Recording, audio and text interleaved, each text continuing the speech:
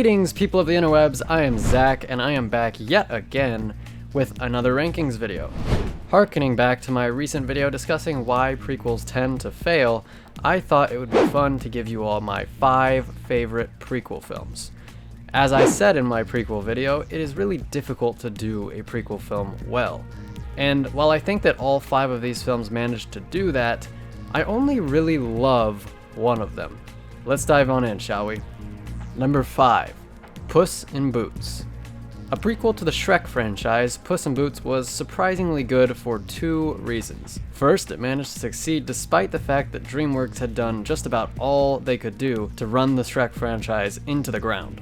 Secondly, it took a relatively flat side character from the Shrek series and centered a film around him. And it worked. Antonio Banderas is phenomenal as Puss and is like 60% of the reason that the film is any good. It's simply just a fun and charming film that recaptures just a little bit of that old Shrek 1 and Shrek 2 magic one last time.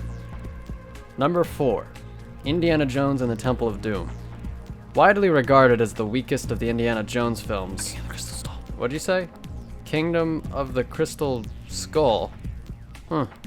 Never heard of it. Anyway, The Temple of Doom is a solid adventure film that allows us to follow Indy on his second adventure. Or first. It chose to make this second film a prequel so that, according to George Lucas, the Nazis wouldn't be the villains again. You see, Lucas and Spielberg were very concerned with not repeating much from the first film, and I think this ended up kind of hurting this film because while you don't want to straight copy and paste the first film, you do want to take elements that made it great and enjoyable and bring it into the second film, so I think the film suffered in that regard. Plus, if they wanted it set in Asia, they could have just made the Japanese the villains and made this film a sequel, but I'm getting off track. I think that while Temple of Doom is solid, it does lack the iconic moments that the first film had. It's not bad by any means, it just felt, I don't know, a little disappointing. Number 3, Monsters University. A prequel to the smash hit Monsters Incorporated of the early 2000s. Did I just say Monsters Incorporated instead of Monsters Inc? What the hell is wrong with me? Anyway, Monsters University was able to bring us back to the world of monsters and reintroduce us to some of the iconic characters that we loved from the original film. A good prequel can enhance the experience of the original film, and Monsters University certainly does this decently well. Sully and Mike's friendship is expanded upon, and we get to see characters like the future villain Randall again, and it's just a really good time in the Monsters world. It doesn't do anything earth-shattering, it's nowhere near Pixar's best film, but it is just a fun film that you can kick back and enjoy. Number 2, War for the Planet of the Apes. I'll be honest, when I heard that they were making films that would follow the story of a motion-captured talking chimpanzee, I was more than a little skeptical. And when I heard that it was going to be a distant prequel to the Planet of the Apes series, I was almost certain it would be a flop. But as each entry of the series came out, I looked more and more the fool. Until finally the third film, War for the Planet of the Apes, did something truly remarkable.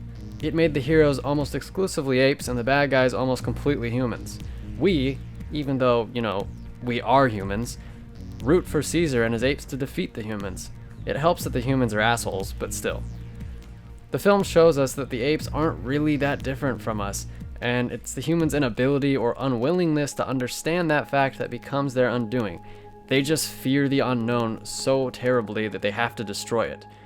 It's such a profound commentary on human nature. While for some reason something about this film didn't wholly click for me, I can still recognize that it was a damn near masterpiece and probably the best pure film on this list. And number 1, Star Wars: Revenge of the Sith. This choice is definitely rooted in nostalgia and my love for Star Wars. This movie sets up the original trilogy perfectly, but in some ways I feel that Revenge of the Sith is the least concerned of the 3 prequel films about doing just that. There are no random ties to the original trilogy, like, for instance, C-3PO being shoehorned into the Phantom Menace as he's created by Anakin, or Boba Fett being in Attack of the Clones for really absolutely no reason other than fan service. Revenge of the Sith, on the other hand, focuses on the present day, and by doing that, tells a great conclusion to the prequels. There are really no references to the original films that aren't completely natural.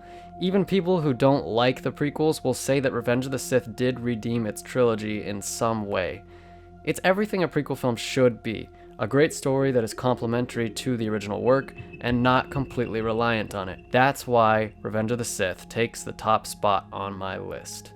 So there we have it. Did I get it right, or am I horribly wrong? Let me know your prequel list in the comments below. Leave a like and subscribe if you wish. I'm Zach, and I'll see you on the next one, folks. You know what comes next. Bye!